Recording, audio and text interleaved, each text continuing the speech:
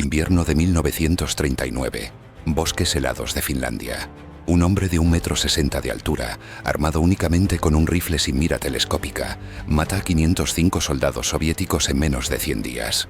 Lo hace en temperaturas de -40 grados, a veces eliminando más de 20 enemigos en un solo día, y sobrevive a un disparo directo en la cara que le vuela la mitad de la mandíbula.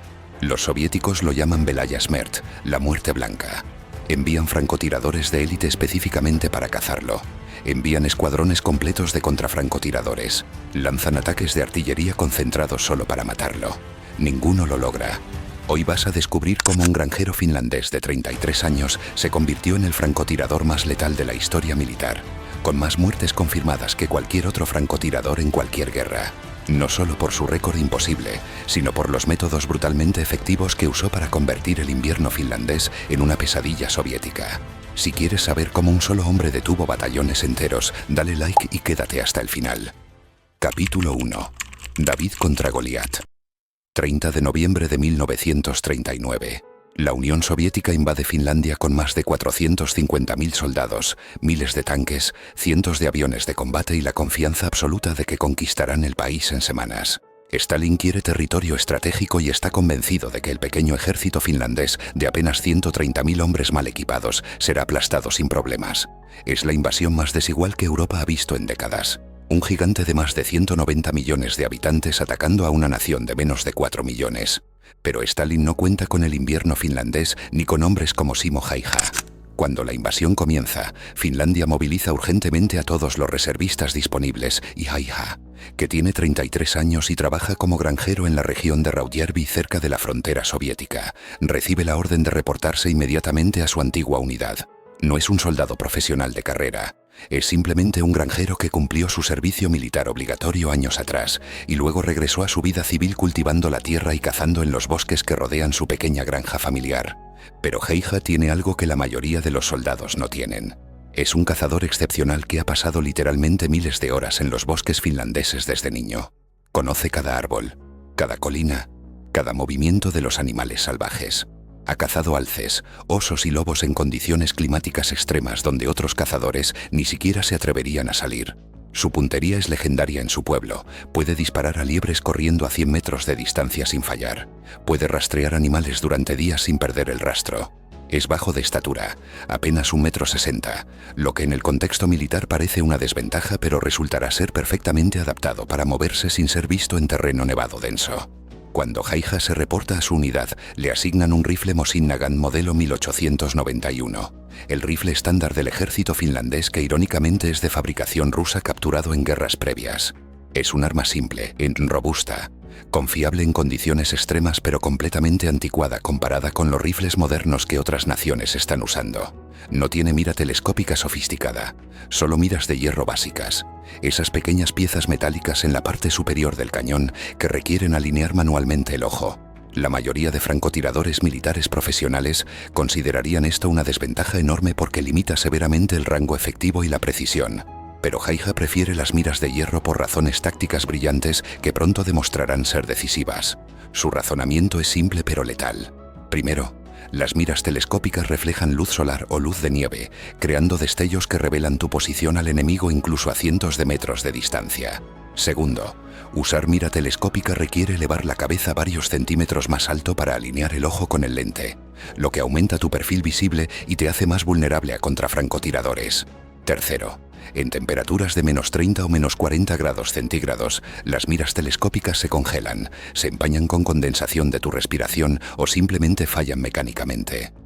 Cuarto, Häyhä tiene miles de horas de práctica disparando con miras de hierro cazando animales en movimiento, así que para él es más natural y rápido que aprender a usar equipo nuevo bajo presión de combate.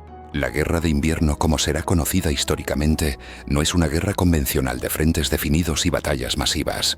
Es una guerra de guerrillas brutal en condiciones climáticas que solo los finlandeses conocen íntimamente. El ejército finlandés está superado en número de más de 3-1, carece de tanques modernos, artillería pesada y aviación competitiva, pero tiene dos ventajas críticas: conocimiento del terreno y el invierno más severo que Europa ha experimentado en décadas. Las temperaturas caen rutinariamente por debajo de -30 grados, a veces alcanzando -45 grados centígrados, lo suficientemente frío como para congelar combustible de motores, causar congelamiento severo en extremidades expuestas en minutos y hacer que el metal de las armas se vuelva quebradizo y peligroso de manejar. Haija es asignado al 6º Regimiento de Infantería, defendiendo la región de Kola, un área densamente boscosa con lagos congelados y colinas nevadas que los soviéticos deben atravesar para avanzar hacia el interior de Finlandia. Su trabajo es simple en teoría pero casi imposible en la práctica: detener el avance soviético usando tácticas de francotirador. Él y un pequeño grupo de soldados finlandeses deben enfrentar oleadas masivas de infantería soviética que atacan en columnas de cientos de hombres, confiando en superioridad numérica abrumadora para simplemente aplastar cualquier resistencia mediante pura masa humana. Capítulo 2. La táctica perfecta. Simo Haija desarrolla una metodología de francotirador tan efectiva que se convertirá en estudio de caso en escuelas militares durante décadas después de la guerra. No es instinto natural ni suerte, es preparación meticulosa combinada con disciplina absoluta y aprovechamiento brillante de las condiciones ambientales extremas. Cada detalle de su técnica está calculado para maximizar efectividad mientras minimiza riesgo de detección. Primero, la elección de posiciones. Haija nunca dispara desde el mismo lugar 2 veces seguidas. Estudia el terreno durante horas antes de seleccionar posiciones de tiro, buscando ubicaciones que ofrezcan cobertura natural como árboles caídos, montículos de nieve o depresiones del terreno, pero siempre con múltiples rutas de escape rápidas. Identifica entre 3 y 5 posiciones diferentes para cada sector que debe cubrir y rota entre ellas constantemente, nunca permaneciendo más de unos minutos en el mismo lugar después de disparar. Esto frustra completamente a los contrafrancotiradores soviéticos que intentan triangular su ubicación basándose en sonido de disparos, porque para cuando identifican de dónde vino el disparo, Haija ya se movió 20 o 30 metros a una posición completamente diferente. Segundo, el camuflaje extremo. Himu usa un traje completamente blanco hecho con sábanas y tela que cubre cada centímetro de su cuerpo y equipo. En los bosques nevados de Finlandia, donde todo está cubierto por metros de nieve blanca y los árboles están cargados de hielo, este camuflaje lo hace prácticamente invisible a más de 50 metros de distancia incluso para ojos entrenados. Pero no se detiene ahí. También cubre su rifle completamente con tela blanca para eliminar cualquier reflejo metálico que pueda delatarlo. Mueve tan lentamente entre posiciones que parece parte del paisaje nevado, a veces tardando 30 minutos en moverse 10 metros porque cualquier movimiento brusco crearía contraste visual o haría caer nieve de las ramas revelando su ubicación. Tercero, el control de la firma térmica y visual. Haija coloca nieve suelta en su boca antes de disparar para enfriar su respiración y evitar que el vapor de su aliento se condense en el aire helado creando una nube visible que señalaría su posición. A temperaturas de -30 o -40 grados, cada exhalación caliente crea una nube de vapor blanco brillante que puede verse a cientos de metros de distancia, especialmente contra el fondo oscuro de los árboles o el cielo. Este detalle solo ya demuestra su nivel de profesionalismo porque la mayoría de soldados ni siquiera considerarían esto como problema. Pero Haija entiende que en francotirador de élite cada pequeño detalle puede significar la diferencia entre vida y muerte. Cuarto, el timing de disparos. Haija nunca dispara inmediatamente cuando ve un objetivo. Espera pacientemente evaluando la situación táctica completa. Observa los patrones de movimiento enemigo durante minutos o incluso horas, identificando oficiales por su comportamiento y equipo distintivo, esperando que múltiples objetivos se agrupen para maximizar el impacto psicológico de eliminar varios soldados en rápida sucesión. Cuando finalmente decide disparar, lo hace en ráfagas rápidas de 3 a 5 disparos en menos de 10 segundos contra objetivos diferentes, aprovechando la confusión inicial antes de que el enemigo identifique de dónde vienen los disparos. Después inmediatamente se retira a otra posición porque sabe que después de los primeros disparos toda el área será saturada con fuego de supresión. Quinto, la disciplina férrea de rango. IA establece una distancia máxima de tiro de aproximadamente 150 a 200 metros, significativamente más corta que lo que otros francotiradores intentan. Esto parece contraproductivo porque limita sus opciones, pero es tácticamente brillante.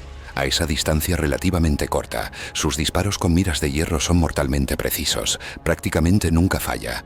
Puede hacer disparos de seguimiento rápido si es necesario sin perder tiempo reajustando mira. Y más importante, a esa distancia corta el sonido del disparo llega casi simultáneamente con el impacto de la bala, lo que significa que los soldados soviéticos no tienen tiempo de reaccionar ni buscar cobertura antes de que el siguiente disparo ya esté en camino. Es muerte instantánea sin advertencia. Sexto, el aprovechamiento del frío extremo. Las temperaturas bajo cero tienen efectos que Heija explota brillantemente. El aire extremadamente frío es más denso, lo que afecta la trayectoria balística de las balas de formas predecibles que Haijin ha memorizado después de años de cazar en invierno. Los soldados soviéticos, muchos de ellos provenientes de regiones más cálidas de la Unión Soviética, están desesperados por mantenerse cerca de fogatas y fuentes de calor, agrupándose predeciblemente en ubicaciones que Heija puede anticipar y preparar trampas mortales. El metal de sus armas está tan frío que tocarlos con piel desnuda causa congelamiento instantáneo, lo que hace que los soviéticos sean más lentos al reaccionar cuando son emboscados. Los resultados de esta metodología son devastadores. Ella rutinariamente elimina entre 10 y 20 soldados soviéticos por día durante su periodo más activo. Su récord personal en un solo día es de 25 muertes confirmadas, lo que significa 25 familias soviéticas que recibieron telegramas de muerte causadas por un solo hombre en 24 horas. Para ponerlo en perspectiva, la mayoría de francotiradores militares en la Segunda Guerra Mundial consideraban exitoso tener 5 o 10 muertes confirmadas en toda su carrera de combate. Ella supera eso en un solo día de operaciones. Capítulo 3. La caza de la muerte blanca. La efectividad brutal de Heija no pasa desapercibida por el mando soviético. Los informes de bajas comienzan a acumularse mencionando repetidamente un francotirador finlandés que parece estar en todas partes simultáneamente, eliminando soldados sin ser visto jamás. Los oficiales soviéticos inicialmente no creen los reportes porque las cifras parecen imposibles. Un solo hombre no puede causar ese nivel de devastación consistentemente. Pero cuando múltiples unidades independientes reportan exactamente el mismo patrón, pérdidas masivas de personal por fuego de francotirador preciso en condiciones donde el tirador nunca es localizado, el alto mando se ve obligado a aceptar que están enfrentando algo extraordinario. Los soldados soviéticos en el frente comienzan a hablar en susurros aterrorizados sobre Belaya Smert, la muerte blanca. No es solo un apodo, es una leyenda creciente que causa pavor genuino entre las tropas. Circulan historias cada vez más fantásticas. Que es un fantasma que no puede ser asesinado, que puede disparar a través de árboles, que mata a distancias imposibles, que puede estar en 3 lugares diferentes simultáneamente. La verdad es menos sobrenatural, pero igualmente aterradora. Es simplemente un hombre extraordinariamente habilidoso que ha perfeccionado el arte de matar sin ser visto usando el terreno y el clima como aliados. El mando soviético toma la situación tan seriamente que asigna recursos específicos para eliminar a este único francotirador. Primero envían contrafrancotiradores de élite, tiradores especialmente entrenados equipados con los mejores rifles de mira telescópica disponibles, hombres con docenas de muertes confirmadas en sus propios récords. Estos contrafrancotiradores pasan días estudiando el área donde Heija opera, estableciendo sus propias posiciones ocultas, esperando pacientemente por una oportunidad de disparo. Pero Heija es demasiado cauteloso y disciplinado. Nunca da una oportunidad clara. Los contrafrancotiradores soviéticos están acostumbrados a cazar objetivos que eventualmente cometen errores por impaciencia o pánico. Pero Heija nunca se apresura, nunca se expone innecesariamente, nunca cae en patrones predecibles. Varios contrafrancotiradores soviéticos mueren intentando cazarlo. En algunos casos Heija los detecta primero porque tienen el desafortunado hábito de usar miras telescópicas que reflejan luz, exactamente el problema que Heija evita usando miras de hierro. En otros casos simplemente están buscando en la dirección equivocada cuando Heija dispara desde una posición que ningún manual táctico recomendaría, porque parece demasiado arriesgada o demasiado cercana a las líneas enemigas. Pero precisamente por eso funciona, porque es inesperada. Cuando los contrafrancotiradores fallan repetidamente, los soviéticos escalan su respuesta. Envían escuadrones completos de infantería en patrullas de búsqueda específicamente dedicadas a encontrar y eliminar a la muerte blanca. Grupos de 20 a 30 soldados rastrean el área donde se sospecha que Heija opera, moviéndose lentamente en formaciones diseñadas para contrafrancotiradores, usando tácticas de supresión de fuego masivo donde saturan áreas enteras con cientos de disparos, esperando por suerte alcanzar al tirador oculto. Pero Heija simplemente se retira más profundo en el bosque antes de que lleguen, o los observa pasar desde posiciones tan cercanas y bien camufladas que los soldados soviéticos literalmente caminan a metros de distancia sin verlo. En frustración creciente, el mando soviético recurre a artillería. Lanzan bombardeos concentrados contra áreas forestales donde sospechan que Heija podría estar operando, disparando docenas de proyectiles de artillería pesada que arrancan árboles desde la raíz y crean cráteres de varios metros de profundidad. La táctica es simple. Si no podemos encontrarlo específicamente, destruiremos todo el área donde podría estar escondido. Estos bombardeos causan daño masivo al paisaje, pero Haija sobrevive porque nunca permanece en la misma área por mucho tiempo y porque ha identificado refugios naturales como trincheras de roca o depresiones profundas del terreno donde puede resistir incluso bombardeos directos. La caza se vuelve cada vez más desesperada para los soviéticos. En algunos sectores del frente, los soldados se niegan abiertamente a avanzar porque saben que el francotirador está en algún lugar esperando. Los oficiales soviéticos tienen que amenazar con ejecuciones por cobardía para forzar a las tropas a moverse. La moral se desploma porque los soldados sienten que están siendo cazados como animales por un enemigo invisible e imparable. Algunos batallones soviéticos reportan pérdidas del 30 al 40% de su personal, sin haber visto siquiera al enemigo claramente. Simplemente hombres cayendo muertos uno tras otro con disparos de francotirador perfectamente colocados. Haija no opera completamente solo durante toda la guerra. Tiene compañeros francotiradores finlandeses que también están causando bajas significativas, pero ninguno alcanza ni remotamente sus números. Trabaja frecuentemente en coordinación con pequeños grupos de infantería finlandesa que proporcionan seguridad perimetral y apoyo táctico, pero él es quien realiza los disparos letales. En algunos casos, otros soldados finlandeses actúan como observadores, usando binoculares para identificar objetivos de alto valor como oficiales o ametralladores enemigos, y luego Haija ejecuta el disparo mortal. Es un equipo mortal que funciona con eficiencia brutal. Lo que hace que Haija sea particularmente devastador no es solo el número de bajas que causa directamente, sino el efecto multiplicador psicológico. Un francotirador efectivo puede paralizar unidades enemigas enteras porque nadie quiere ser el próximo objetivo. Los soldados soviéticos comienzan a moverse erráticamente, zigzagueando en lugar de caminar directamente, manteniéndose agachados constantemente incluso cuando no hay peligro inmediato visible, perdiendo eficiencia operacional masivamente. Los oficiales tienen miedo de pararse erguidos para dar órdenes porque saben que Haija prioriza objetivos de liderazgo. Las comunicaciones se vuelven caóticas porque los mensajeros temen moverse entre posiciones. Todo esto significa que incluso cuando Haija no está disparando activamente, sigue afectando negativamente las operaciones soviéticas simplemente por existir. Capítulo 4. El disparo que no lo mató. 6 de marzo de 1940, después de casi 100 días de combate continuo donde Haija ha acumulado más de 500 muertes confirmadas según registros finlandeses conservadores, lo imposible finalmente sucede. Es alcanzado. Un soldado soviético, posiblemente otro francotirador o simplemente un tirador afortunado disparando a ciegas durante un intercambio de fuego masivo, logra un disparo que impacta directamente en el rostro de Haija. No es un roce o una herida superficial, es un impacto directo de bala de rifle de alta velocidad que golpea su mandíbula inferior izquierda y explota hacia afuera llevándose gran parte de su mejilla y mandíbula en una herida tan severa que cualquier médico de campo diría que es mortal. La bala entra por su mejilla izquierda justo debajo del pómulo y sale por el otro lado de su cara destruyendo completamente su mandíbula inferior, arrancando dientes, fragmentando hueso y causando hemorragia masiva.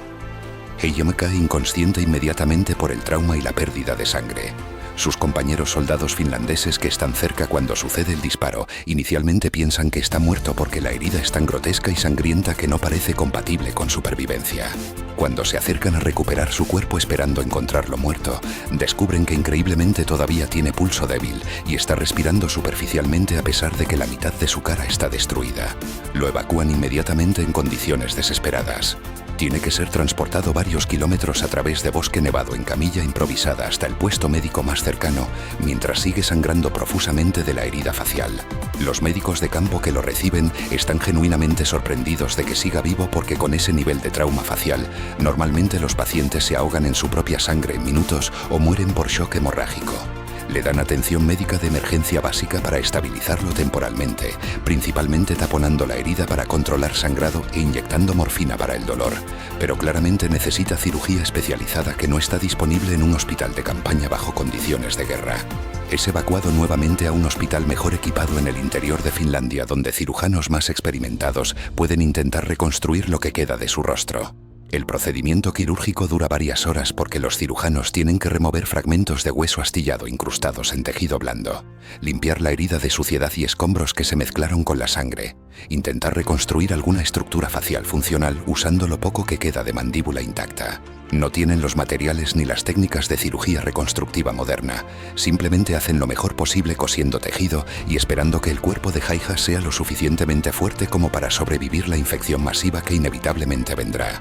Haija permanece en coma profundo durante 11 días completos.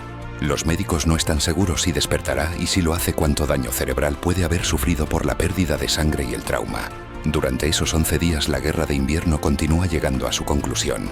El 13 de marzo de 1940, apenas una semana después de que Haija fue herido, Finlandia y la Unión Soviética firman el Tratado de Paz de Moscú que oficialmente termina la guerra.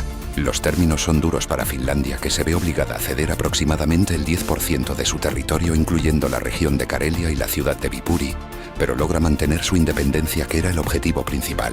Cuando Haija finalmente despierta del coma, el día que recupera la conciencia coincide exactamente con el día que la guerra oficialmente termina.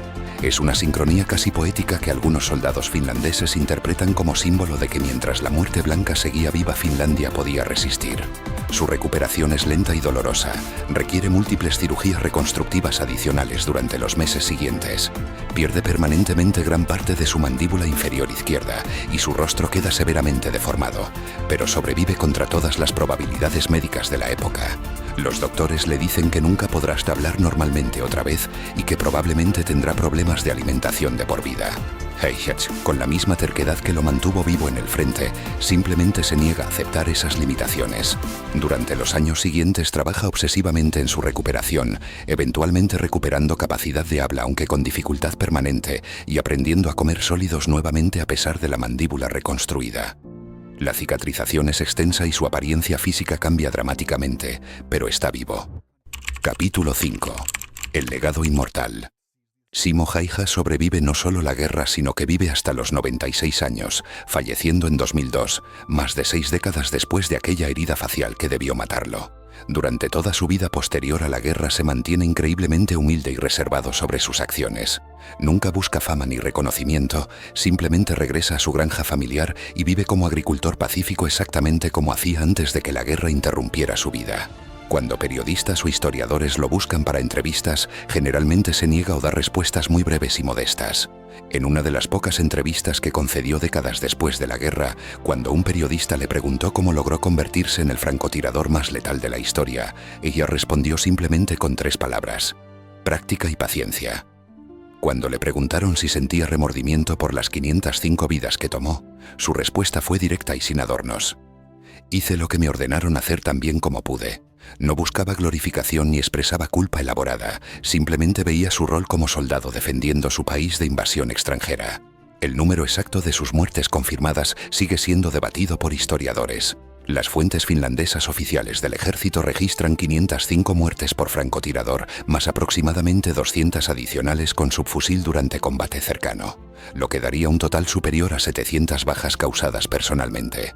Algunas fuentes menos conservadoras sugieren números aún más altos, superando 800 bajas totales. Los historiadores generalmente aceptan el número de 505 como la cifra más verificable y conservadora de muertes exclusivamente por francotirador, sin contar otras formas de combate. Para poner este récord en perspectiva histórica, el segundo francotirador más efectivo de la Segunda Guerra Mundial es el soviético Iván Sidorenko con 384 muertes confirmadas, casi 120 menos que Haija. El francotirador estadounidense más efectivo de la historia es Chris Kyle con 160 muertes confirmadas oficialmente en Irak, menos de un tercio del total de Haija. El francotirador británico Craig Harrison tiene el récord del disparo confirmado más lejano a 2.475 metros, pero solo una muerte confirmada total en su carrera. Los números de Haija no solo son impresionantes, son estadísticamente imposibles de alcanzar bajo las condiciones modernas de guerra, donde los conflictos duran años y los francotiradores tienen equipos tecnológicos avanzados. Haija logró 505 muertes en apenas 100 días de combate activo, un promedio de 5 muertes por día cada día durante más de 3 meses consecutivos. Lo que hace que el récord de Haija sea aún más extraordinario es el contexto en el que operaba. No tenía mira telescópica, ninguna tecnología de detección térmica, ningún sistema de comunicación avanzado, ningún apoyo aéreo ni artillería de precisión guiada. Era literalmente un hombre con un rifle básico de perno manual, usando miras de hierro en condiciones climáticas que mataban por exposición en minutos, enfrentando un enemigo que superaba en número a su ejército por factores de 3-1 o más. Y aún así logró números que ningún francotirador moderno con toda la tecnología disponible ha podido igualar. La Guerra de Invierno misma es considerada uno de los conflictos más asimétricos exitosos de la historia militar moderna. Finlandia perdió territorio pero mantuvo su independencia contra un enemigo infinitamente más poderoso. infligiendo bajas soviéticas estimadas entre 126.000 y 167.000 muertos comparadas con 26.000 bajas finlandesas. Simo Häyhä personalmente causó aproximadamente el 0.4% de todas las bajas soviéticas en la guerra, siendo un solo hombre entre 130.000 soldados finlandeses. Es un impacto individual mensurable en el resultado de un conflicto nacional. Simo Häyhä no buscaba ser leyenda, simplemente defendió su hogar con la única habilidad que poseía: disparar con precisión perfecta. Los soviéticos enviaron francotiradores de élite, escuadrones completos de cazadores, bombardeos de artillería masivos. Nada funcionó. La muerte blanca seguía cazando hasta que un disparo de suerte finalmente lo alcanzó, pero incluso eso no pudo matarlo. Vivió 96 años, regresó a su granja, nunca buscó fama, y dejó un récord que 85 años después ningún francotirador en el mundo ha logrado siquiera acercarse. 505. Es un número que define lo imposible. Si esta historia te dejó pensando en los límites del ser humano bajo presión extrema, déjame un comentario. ¿Conocías a Simo Häyhä o es la primera vez que escuchas de la muerte blanca?